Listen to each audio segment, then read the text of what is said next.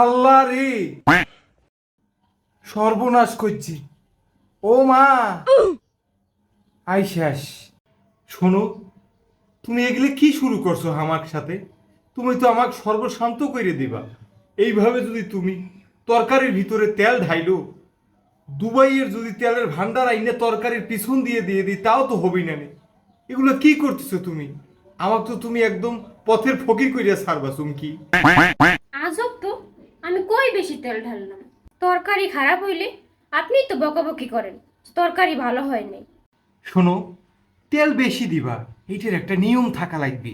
তুমি যাবা করে বোতলটা কাট করে দিছো, ওইখান থেকে সব তেল তো নিচে গড় গড় করে পড়ে যাইবে। শোনো চুমকি, তোমাকে একখান কথা কই আমি।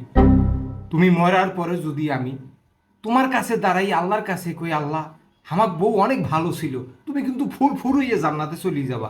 এই কাজকর্ম করিলে তুমি তো আমাকে অন্তর থেকে উঠে যাবা চুমকি। হায় রে কিপটা, খাইতে চাই ভালো, ওরা হারে হারে কিপটামি। শোনো, তুমি আমাকে যাই খাও, তাতে আমার কিচ্ছু যায় আসে না।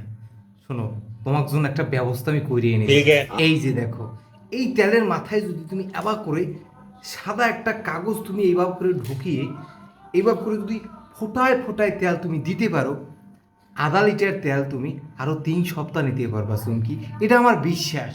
আর তুমি যদি আবার করে পারো, আল্লাহর কাছে কব যে আমার বউ অনেক ভালো ছিল, তুমি ফুরফুরিয়ে জান্নাতে চলে গেলা, এটা পারবে তুমি চুমকি। তার থেকে একটা কাজ করা যায় না? তেলের বোতলে যদি পানি মিশিয়ে রান্না করি, শালার কিপটা। কও কি চুমকি, এবার করে কি রান্না করা যায়? তাইলে পরে তো তোমাকে আমি আরো 1 বিঘা জমি কিনে দেবো। বুঝছি, তোমার সংসার আর বেশি দিন থাকা যাবে না।